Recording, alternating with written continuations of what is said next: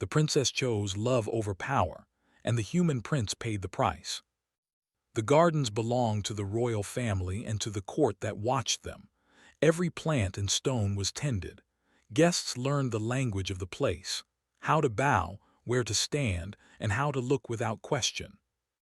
Liara moved through the gardens with the easy grace of someone who noticed everything. She wore a simple robe of pale blue and had left the jewel that marked her rank in a private room. In this quiet hour she wanted to be only Liara, not princess. The attendants watched and kept their distance. Liara let her hair fall loose and walked with bare hands at her sides. Kale waited at the edge of the water, where moonlight made a thin silver stripe. He was not like anyone Liara had met in her world. His skin carried the warm red of a human sunrise, and his clothes were plain and unfamiliar. He stood like a leader who trusted his feet. He did not bow. He nodded once when Liara appeared, as if greeting a friend. Their first meetings were a study in small differences. Liara watched him speak with soldiers and heard how his voice soothed them with clear language and quiet jokes. He had not been born into rule or court. He listened in a way that made people tell him things they would not tell others. That quality drew Liara to him, the way summer draws a bird to a bright window. They did not speak of crowns or plans for marriage. Kale did not try to teach Liara how to rule, and she did not try to teach him how to bow. They spoke of small things: the wind in his first city, the river her mother had read about, the human habit of making a small fire to tell stories. They found joy in small truths. Their closeness grew quietly, like vines finding new walls. There were folded notes hidden inside books and small gifts. A shell from Kale's world that kept the sound of wind, a ribbon Liara had worn as a child. Their connection was not a plot against the state. It was two people finding a common song. One night Kale found a small mark in a map margin. It suggested a change in the route used by the royal carriage. The note was anonymous, the pen strokes careful. Kale did not speak at once. He recorded the mark in his notebook and watched. The next day he saw a minor confusion among carriage attendants. A route used for years was suddenly called less safe. It could be explained by weather or a broken bridge, but Kale had the human habit of following small things. He visited the market where drivers and servants traded news. The details there fit a pattern: an extra payment to change supplies, a quiet promise to a gate worker. What Kale found was not a plan of swords or poison. It was a political move. A group in the council wanted to force a marriage that would shift power to a neighboring house. They would use the chaos of an accident or a false scare to argue the princess needed a stronger protector. The change in carriage routes was only a small part of that plan. Kale brought the facts to Liara as a bundle of small seeds. He showed her the map, the notes, and the names whispered in the market. Liara's eyes went to the margins where marks had been made. She held the papers like an accusation. This way of plotting was common in palace life. The council moved like slow chess players, but the idea that they could set up a scene to frighten the princess into a different choice made Liara's face grow pale. She did not fear for her life. She feared that her life might be taken slowly, under the guise of protection. That kind of loss felt worse than sudden danger. Liara could have told the council. She could have let them handle the matter like an old machine. But she knew the court's slow hands often meant the same people kept power. Kale's notes made the pattern clear. The council's silence was not absence. It was space for someone else to step in. For several days Liara appeared calm but listened more than spoke. She moved through the palace with the same smile and attended briefings. She began to ask small questions that revealed more than answers. She asked an attendant for the map, and in a voice that trusted Kale's ways, asked to walk the route the carriage took. Walking the route was less about safety than learning what the route told. Liara saw how many hands touched a single decision, how many small favors made a change seem natural. A driver mentioned a new person who had offered payment to change the supplies used to grease the wheels. It was an odd detail, but it fit the pattern. Quiet bribes, careful changes, people nudged toward a new outcome. Liara had been taught that rulership meant making decisions to keep a nation whole. She believed a woman's duty could be a force of good. But seeing the pattern in Kale's notes and in the words of a carriage driver made something inside her shift. The idea of being moved like a piece on a board without a voice was an injury she would not accept. That night she returned to the gardens to meet Kale. He sat by the water, writing in his notebook. He looked up when she approached, hope and worry on his face. Liara sat beside him and the garden's water music filled the air. "You found it," she said. "I found a line and the hands that drew it," Kale replied. "They want to make a case that you need a steady protector, but I think they want more than that." Liara thought of those who would profit from a different marriage, of polite faces that hid ambition, of her mother and the leaders who believed in power above people. She thought of the way Kale made soldiers laugh and how he listened to market sellers without judging. The more she thought, the more certain she became that this choice was not a private sorrow but a public moment. "Would you run if I asked you to?" she asked. Kale's hand rested on the notebook. "I would go with you if that is what you want, but I will not make your choice. That is for you." Liara heard the honesty of a person who had not learned to hide true feeling behind long nets of court. It made her feel both safe and dangerously free. The palace taught that ruling was a series of compromises. Kale showed her a different lesson. Sometimes honesty is power. "You need to know," she said slowly, "that if I refuse the marriage, the council will not applaud. They will call me reckless and say I put the realm at risk. And if you accept," Kale asked softly, "would you be happy?" Liara pictured a future where she was a symbol rather than a person. She could imagine stability and the quiet rows of papers that kept trade and peace. It would be safe. It would be expected. It would be empty. She closed her eyes and felt the cool air. The choice was not just about heart. It was about how she wanted to be seen by those who would follow a ruler into the future. To accept the arranged marriage was to accept being a hinge between others' wills. To refuse meant putting her desire above the plan of many and showing that a leader could choose differently. When she opened her eyes, she had an answer. "I will not let a plan make my life for me," she said, "but I will not flee. I will stay and face the council if I must. I will say what I mean." Kale took her hand and held it without ceremony. There was no fanfare. Two people sat beside a pool and decided to be true to their lives. It was a small act, but it would not remain small. The palace had many ears and the town beyond the gates had many tongues. Liara remembered lessons from childhood, her mother reading old treaties as if they were poems, counselors turning promises into profit. As a girl, she had believed in the court's music. Now it felt like a net. She had seen favors passed like coins and polite laughter that smoothed over sharp edges. Those memories made her resolve deepen. Kale offered a simpler memory, a night when his village faced a storm and neighbors gathered by a small fire to plan how to care for each other. The plan was not grand, but it was human. It taught him that strength could come from small acts, attention, kindness, the courage to ask questions. Liara found comfort in that idea even as she understood the cost. Love, she knew, would alter lives and unsettle people who relied on the old order. They spoke until the moon leaned low. Liara sat with a new steadiness. In the morning she would face briefings and calm faces. For now, beside the water, she let herself feel what it was to choose. As they rose to leave, a servant paused at the path and bowed with a look that was almost like a question. Small things would shift quickly now. A folded eyebrow, a new silence at a table, a messenger taking a different road. Liara understood the map of gossip and influence as clearly as anyone. She had plans that were not bold battles but careful words.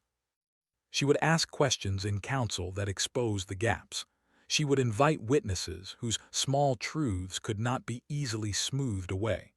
The morning light came soft through the tall windows of the palace hall, but it did not soften the tension that hung over the council chamber.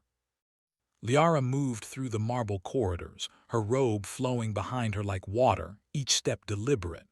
Courtiers and attendants paused and whispered, their faces polite masks hiding judgment and worry.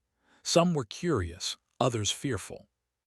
The decision she had made in the gardens the night before had traveled faster than a messenger could carry it, carried instead by the keen eyes of the palace staff and the careful ears of servants who loved rumor more than truth. Liara arrived at the council chamber, her expression calm but resolute.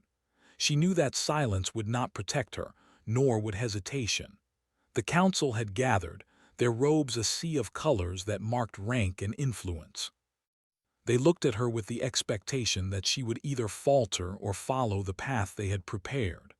Their eyes were sharp, calculating, but they did not know the depth of her resolve. "Princess Liara," spoke the oldest counselor, his voice like gravel moving over stone, "your decision to reject the arranged marriage has caused concern. The stability of the realm relies on careful alliances. Will you reconsider for the sake of peace?" Liara met his gaze, steady and unflinching. "I have considered," she said, "and I will not reconsider. I will not allow my life to be directed by fear or convenience. My choice is mine." A murmur ran through the chamber. Some faces showed disbelief, others anger. A young counselor, eager to impress, leaned forward. "But Princess, the human prince is not one of us. His presence is an intrusion. Allowing him influence over your decisions may bring dishonor or even danger to the realm." Liara's eyes narrowed slightly. "Kale has shown courage, insight, and loyalty. His guidance has saved lives in ways your careful plans could not. I will not dismiss the value of human qualities simply because they are different." A pause settled over the chamber. The council had no words prepared for this. They were used to agreements and obedience, not conviction that challenged the structure they had maintained for generations. After the meeting, Liara retreated to her private chambers, where Kale was waiting. He had arrived quietly, having passed unnoticed through hallways filled with curious eyes. His face was pale with tension but held the same calm confidence that drew her to him. "They will not stop," Kale said softly. "This will not end with words." Liara nodded. "I know. But I will not move backward. We must be ready." They spent the afternoon reviewing the patterns Kale had observed in the carriage routes and the subtle changes in supply lines. Every small detail mattered. Every action could be a clue to the council's plans to regain control over her life. Kale spoke with the quiet assurance of someone used to observing and predicting outcomes without relying on force. Liara listened, learning the human method of reading small signs and understanding them as part of a larger picture. The next morning brought news that made her stomach tighten. Kale had been seen speaking to a guard near the eastern tower. Someone loyal to the council had reported the encounter, and before Liara could act, Kale was seized. Armed guards took him swiftly, their motions precise and practiced. He did not resist, he did not shout. He simply allowed himself to be led away, his eyes meeting hers with a look that carried both trust and challenge. Liara's heart pounded as she ran to the balcony overlooking the courtyard. She could see Kale's figure surrounded by guards, moving toward the fortress's central tower. Each step he took was deliberate, almost as if he were marking his path for her to follow. The council had assumed that by removing him, they would remove influence. They did not understand that his presence was more than physical. It was a symbol of the unpredictable, the human spirit that could not be controlled by fear or tradition. She gathered her closest allies, the few who had remained loyal and who valued justice over strict adherence to rules. They moved quickly, sharing whispered plans, assessing patrols, and finding small ways to bend the palace's routines without breaking them. Every hallway, every guard rotation, Every locked door was a puzzle. Liara and her allies worked like clockmakers, adjusting each gear to allow movement without detection. At night, she approached the tower where Kale was held. Guards paced the hallways, but Liara's plan relied not on force but on distraction and timing. She created minor disturbances in the palace kitchens and corridors, sounds of falling trays, sudden alarms that drew attention away from her approach. Moving with care, she reached the tower door and found it locked. She whispered to her allies and they used simple tools to open it quietly. Inside, the tower was cold and silent. Kale sat on a bench, his hands resting on his knees. He did not speak at first, merely observing her as she entered. "You came," he said finally, a hint of surprise in his voice. Liara moved closer, her hand brushing against his. "I could not let them take you without resistance," she said. "We need each other. This is not just about love. It is about showing that we are not pawns." Kale smiled faintly. "I knew you would come.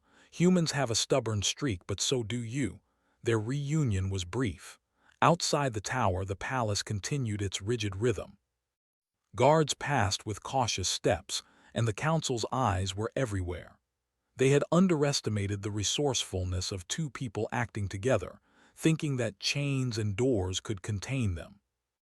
Over the following days, Liara and Kale worked to understand the council's moves. They identified which members were most likely to plot against them, and observed patterns of supply and communication that could be turned to their advantage. They discovered that some council members had allies in the guard, subtle arrangements that allowed them to move messages and orders without immediate detection. Kale suggested small disruptions, misplaced supplies, delayed messages, and whispered misinformation that could create confusion without drawing obvious blame. Liara watched him work, fascinated by the human way of turning knowledge into action. Every step required patience, intelligence, and observation.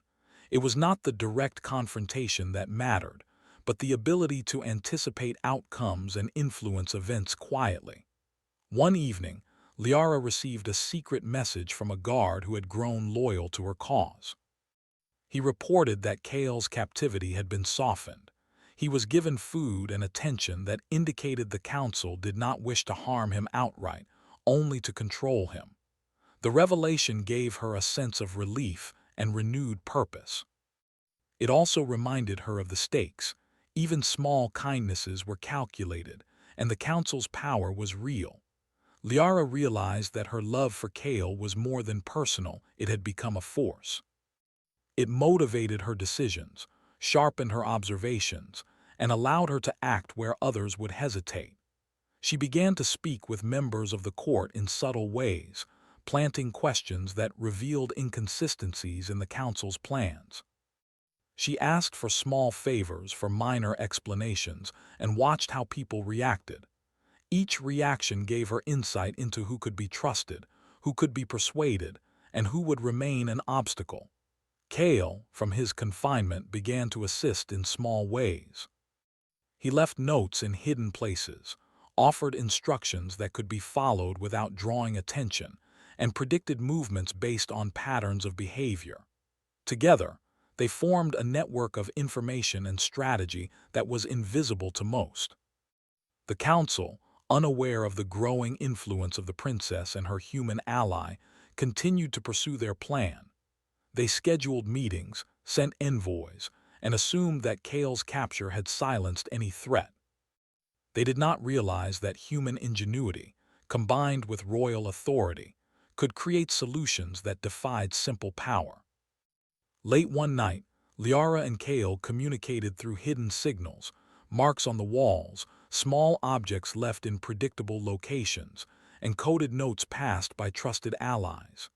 Each message carried strategy, reassurance, and plans for the next step. They learned to coordinate without being seen, proving that connection and intelligence could surpass walls and chains. Liara stood in her chambers, looking out over the palace and city below. The moon cast silver over rooftops, and she felt a sense of determination that was deeper than fear or anger. The choice she had made in the gardens, the choice to follow love and truth rather than duty and expectation, was not easy. It carried consequences that could have cost Kale his life. Yet, it had also revealed the power of human qualities: courage, observation, and adaptability. In the quiet night, she realized that her realm was beginning to change. The council would not simply follow tradition. They would be forced to reckon with the intelligence and unpredictability of humanity. And Kale, though imprisoned, had already demonstrated that even a single person with knowledge, courage, and patience could alter the path of events.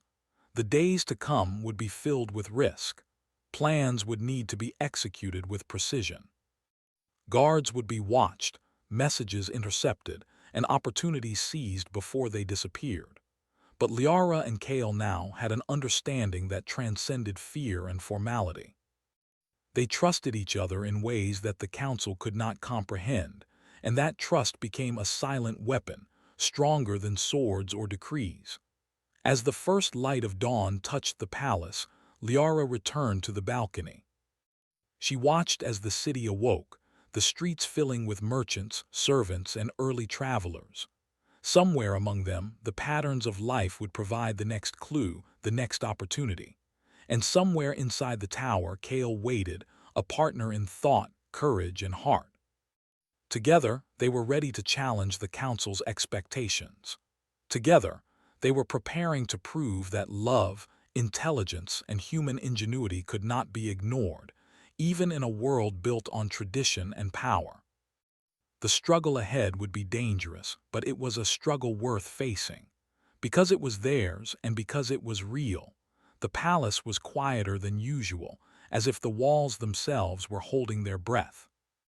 Liara moved along the corridors with careful steps, her eyes alert to every shadow, every sound. The night had brought a small lull in the council's activities, giving her time to plan the next move. Kale remained in the tower, but their secret messages continued to pass between them, each note a thread in the invisible web they were weaving.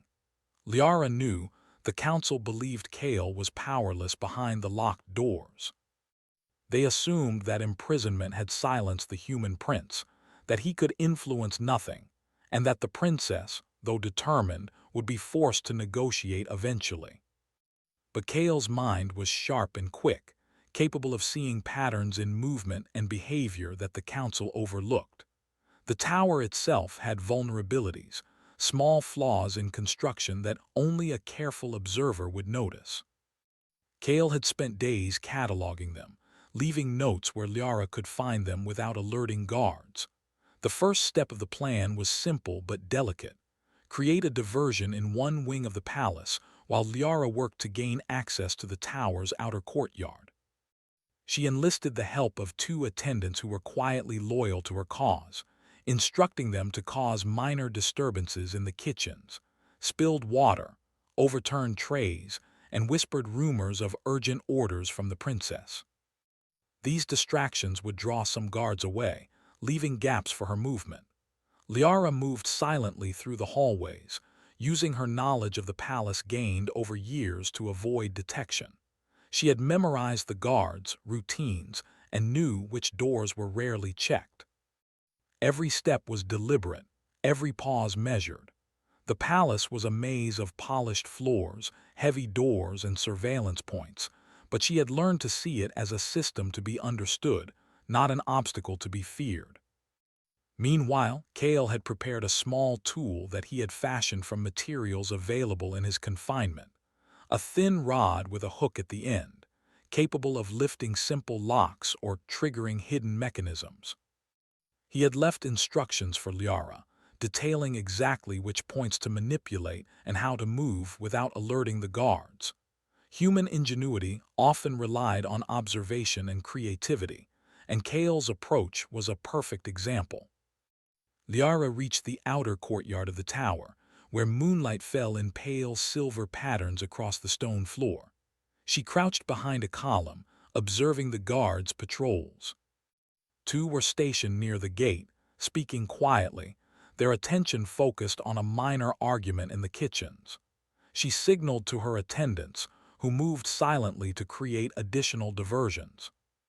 A loose shutter slammed in the breeze, sending one guard to investigate, and a faint cry from a distant corridor drew another away. With the path cleared, Liara approached the door leading to Kale's confinement. She followed the instructions carefully, using the tools Kale had described. The lock clicked open with a soft sound, barely audible over the night's faint noises. Inside, she found Kale waiting, calm despite the risks. His eyes met hers with a mixture of relief and determination. "You made it," he whispered. "I told you I would," Liara replied. "Now we move quickly."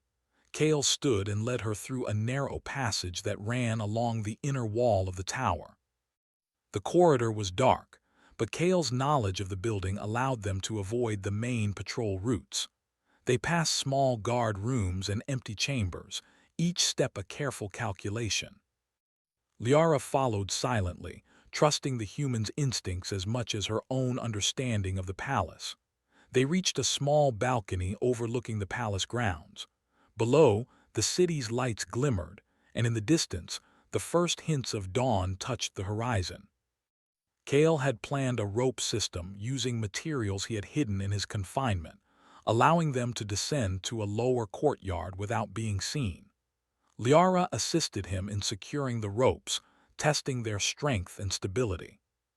Every action was deliberate, every precaution considered. As they descended, a faint sound alerted them to a guard moving toward the tower. Liara froze, heart pounding, but Kale's calm presence guided her. They adjusted their position, pressing against the stone walls, and waited until the patrol passed. The guard's footsteps faded, leaving them alone with the night. Once they reached the lower courtyard, Liara and Kale moved quickly toward the outer walls of the palace. The human prince had studied the guards' routines and identified a section of the wall that was lightly patrolled and structurally weaker. They scaled it carefully, using small footholds and handholds in the stone, until they reached the ground outside the palace.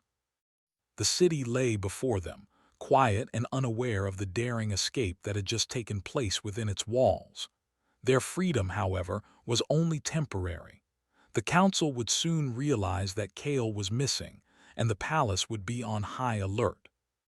Liara and Kale needed a plan to stay ahead, to use their knowledge and the human capacity for improvisation to turn the tables.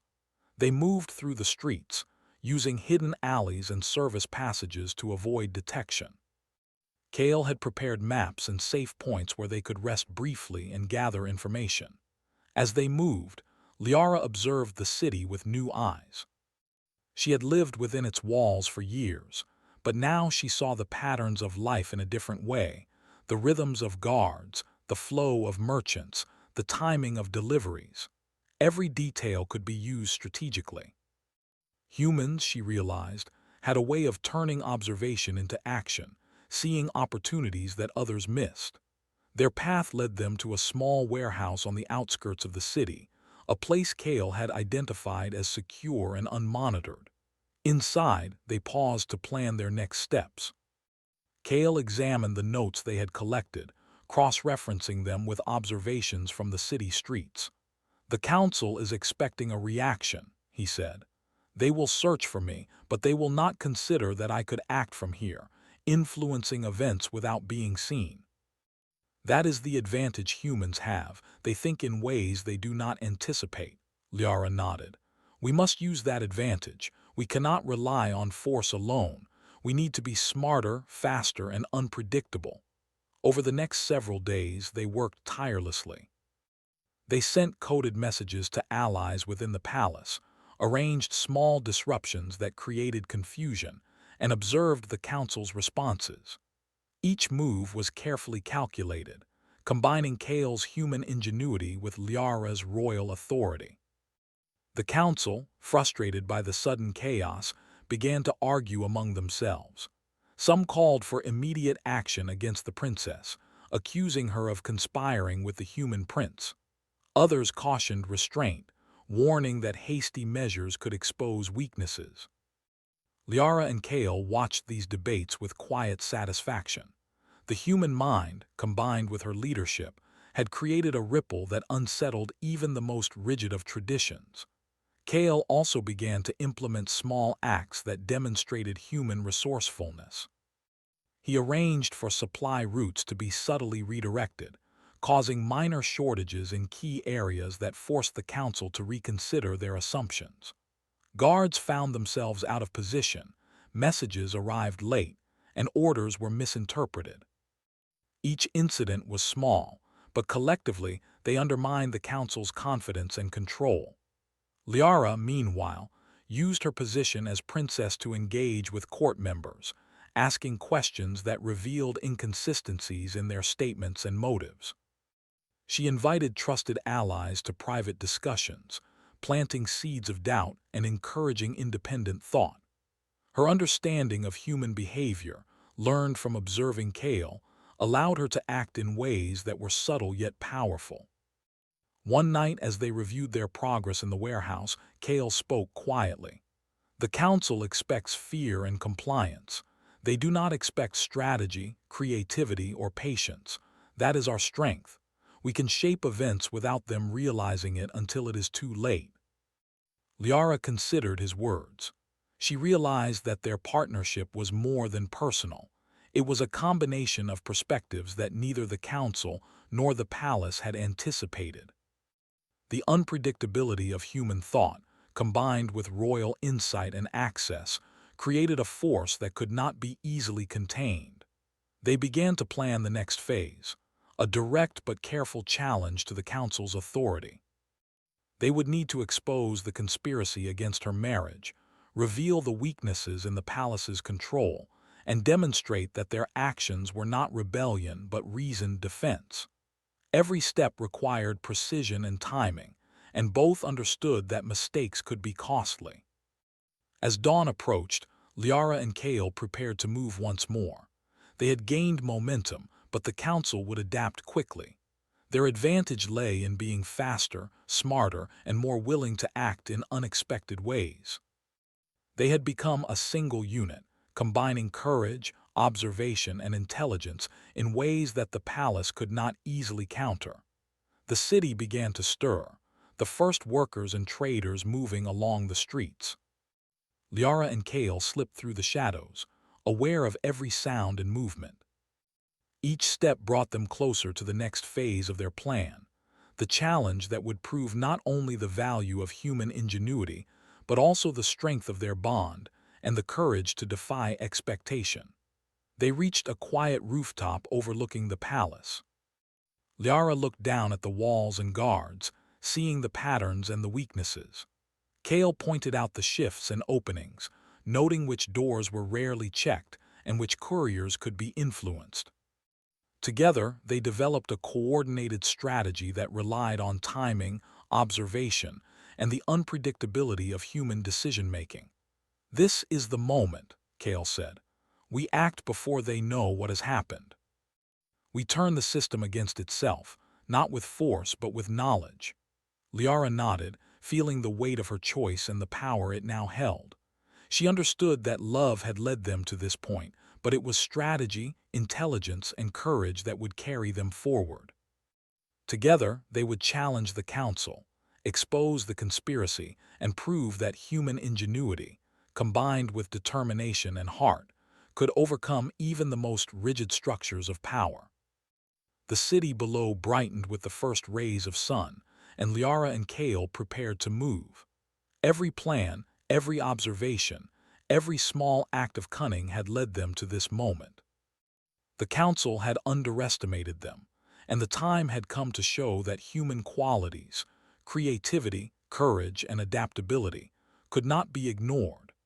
As they descended from the rooftop and disappeared into the alleys, the palace remained unaware of the force gathering against it.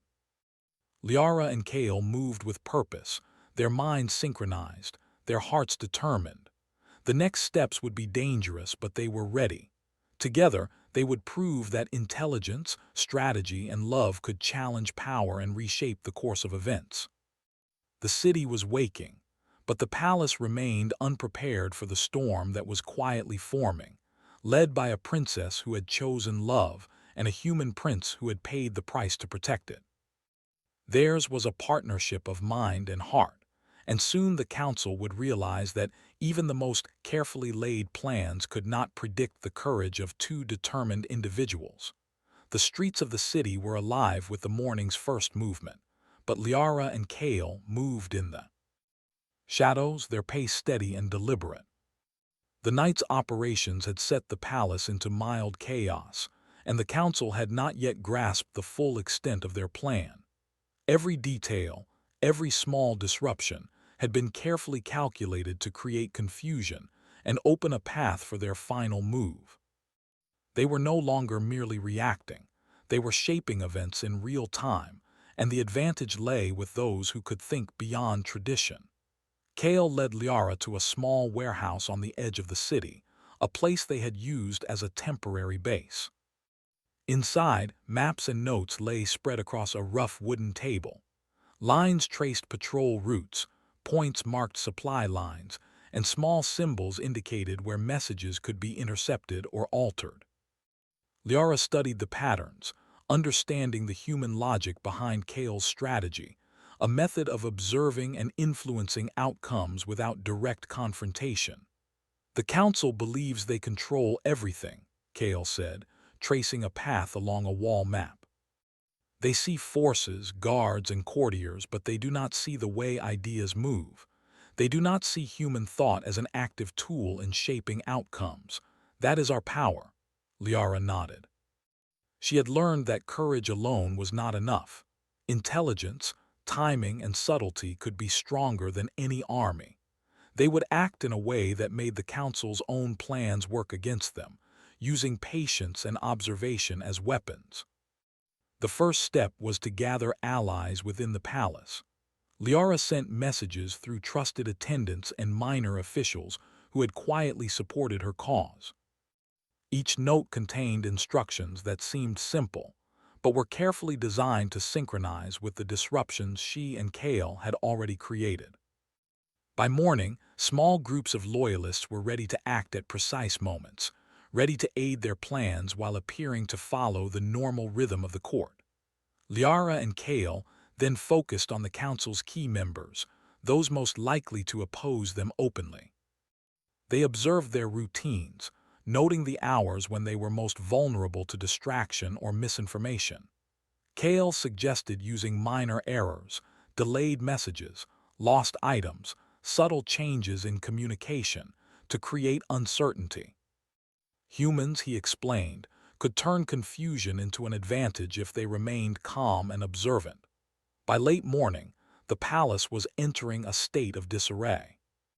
Courtiers whispered nervously, guards hesitated, and minor officials questioned instructions that had always been followed without doubt. The council, sensing the growing instability, convened an urgent meeting to address what they perceived as a sudden breakdown in order.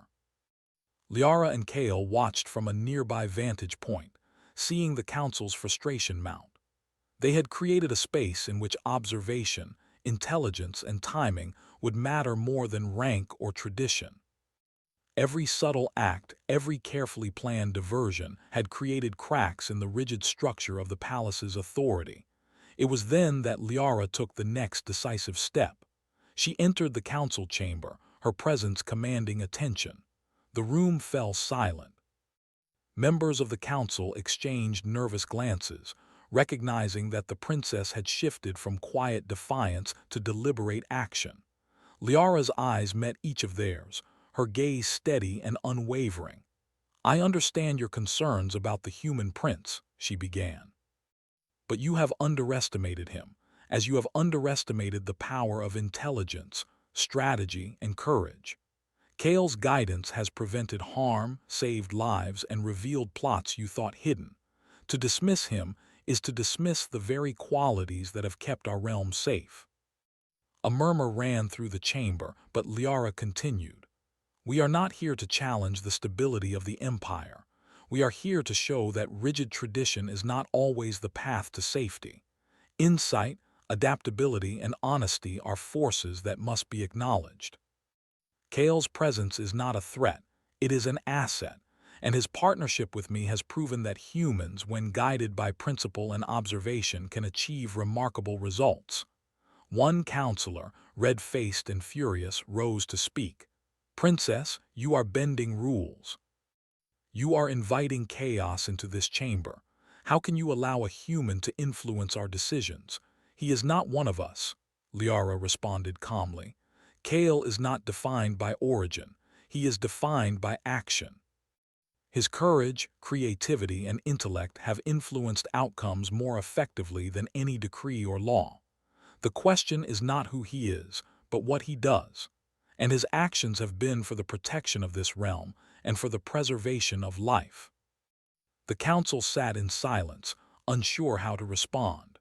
Liara had taken the conversation from personal defiance to undeniable reasoning. Kale's ingenuity had set the stage, and now her voice carried authority that could not be ignored. Meanwhile, outside the chamber, Kale moved quietly with a few trusted allies. They intercepted key messages, rerouted minor forces, and subtly adjusted palace defenses. Every move was designed to support Liara's words, to ensure that the council could not regain control of the narrative. The human ability to improvise, to think several steps ahead, and to act unpredictably made the palace itself a tool in their strategy. By afternoon, the council's attempts to assert control were failing. Confusion, delay, and miscommunication had sown doubt among even the most loyal members. Liara and Kale had shown that intelligence, observation, and courage could outweigh tradition and hierarchy.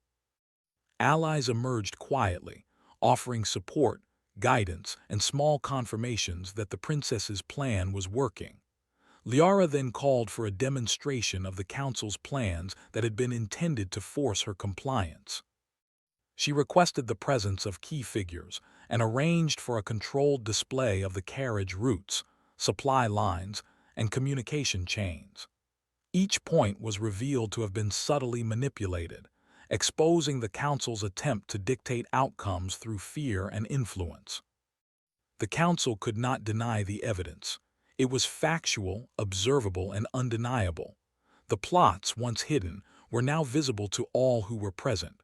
Liara had turned the council's own methods against them, using insight, preparation, and timing. Kale's guidance had been critical. His human perspective had uncovered vulnerabilities and opportunities that the alien council had failed to consider. Some council members attempted to argue, but their voices were weakened by the clarity of the demonstration. Liara's authority, combined with Kale's ingenuity, had shifted the balance of power without bloodshed. The palace, once rigid and unyielding, now reflected the adaptability and intelligence that had carried the princess and the human prince to this moment. Liara stepped forward, her gaze sweeping across the chamber. This realm requires leadership that is not blind to observation, not deaf to insight, and not unwilling to embrace courage wherever it is found.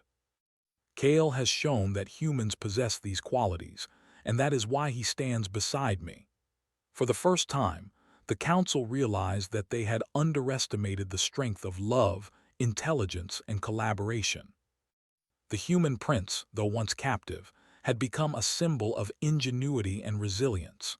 Liara, by choosing love and truth over tradition and fear, had demonstrated that leadership could be guided by principle rather than protocol. Outside the chamber, the palace was quietly adjusting. Guards shifted positions, courtiers exchanged careful glances, and the city beyond continued its rhythm, unaware of the storm that had passed within the palace walls. The influence of human ingenuity, combined with royal insight, had changed the trajectory of the empire without violence, using only strategy, patience, and courage. Kale and Liara met again in a private chamber, their relief tempered by exhaustion. The success had come at a cost. Every moment had required attention, risk, and precise timing. But the outcome was undeniable. They had proved that intelligence, observation, and love could challenge power, even in a rigid and traditional world. Liara looked at Kale, gratitude and pride shining in her eyes. "We did it," she said quietly. "We showed them that fear and control are not the only ways to lead." Kale smiled, though fatigue shadowed his features. "And we did it together. That is what makes it real. Humans have courage, yes, but we also learn, adapt, and act. You taught me patience and authority. Together, we were unstoppable." The palace, once a symbol of rigid hierarchy, had changed. The council, humbled by the demonstration of intelligence and bravery, had no choice but to recognize the legitimacy of Kale's presence and the partnership between him and Liara. Tradition had been challenged, but in doing so, the Empire had discovered new strength. Liara's choice had cost Kale hardship and danger, but it had also proved that human qualities, creativity, courage, and insight, could influence worlds far beyond what anyone had imagined. Their story became a quiet legend within the palace, a reminder that leadership required heart as well as intellect, and that love, when paired with strategy, could alter the course of history. As evening fell, Liara and Kale stood on the balcony overlooking the city. The sun dipped behind distant mountains, casting long shadows across the rooftops. The city was alive with the normal rhythm of life, but a subtle change had taken place. The palace had seen the power of love combined with intelligence, and the council could no longer act as though humans were merely outsiders. Kale took Liara's hand, and for a moment they stood silently, absorbing the victory. It was not a triumph of force but of patience, observation, and courage.